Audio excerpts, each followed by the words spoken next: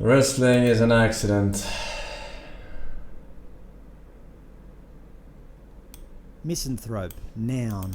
A person who hates or distrusts humankind. I really do dislike human society, and therefore I would confidently classify myself as a misanthrope.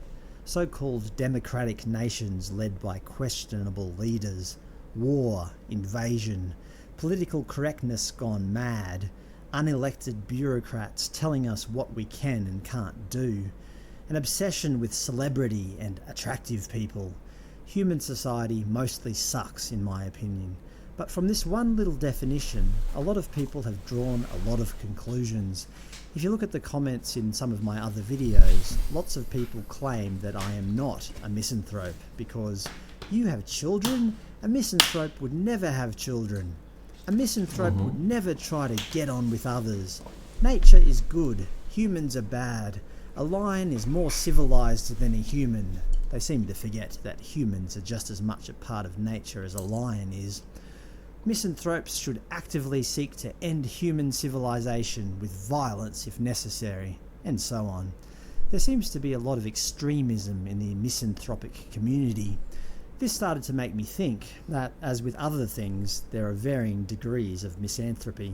So I decided to investigate. But before I get into it, just remember, these are all just words. Humans have constructed all of these definitions, so who's to say which one is more valid than the other?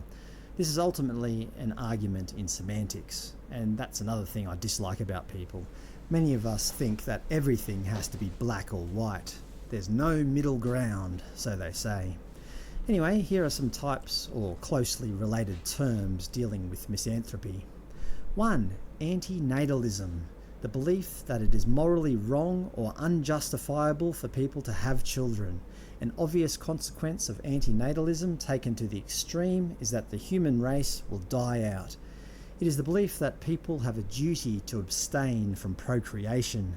My friend called me out on this at a party a while back. He correctly said, in front of everybody, that I made an oath never to have children, and I broke my oath.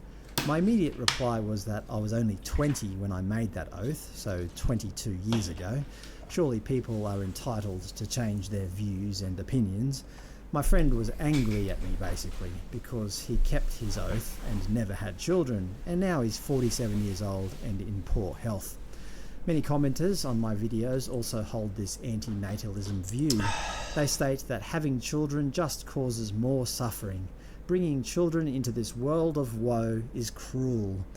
I've always argued that if humans don't have children, some other species will certainly continue breeding and become the dominant species, and I have no doubts they will have no qualms using violence. Cruelty will still exist. It makes no difference whatsoever if But they don't have the same level of a consciousness, you lion stupid will fuck, continue alright? mercilessly killing baby wildebeest. Like, depression I is can't pretty control much what a lion non-existent does, nor in can I comparison control to what other humans people do. in I can nature. only control myself. 2. Nihilism, or philosophical pessimism. Basically, the view that human values are baseless, knowledge is impossible, and that existence is fundamentally meaningless or without purpose.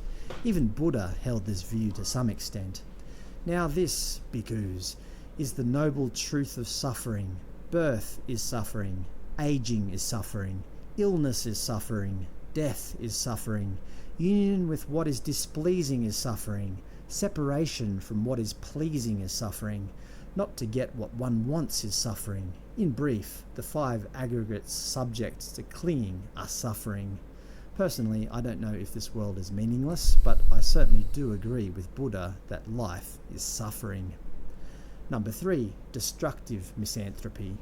As commonly seen in my comments section, destructive misanthropes actively disdain humanity. They aim to tear down human society and every reminder of it, using violence if necessary. I'm certainly not an advocate of this extreme view, but I can see how people reach this conclusion. My opinion is that we don't actively need to destroy human civilization. Human civilization will probably destroy itself. Number 4, fugitive misanthropy. Essentially, these are people who actively avoid human interaction as much as possible. They seek refuge in their own little worlds.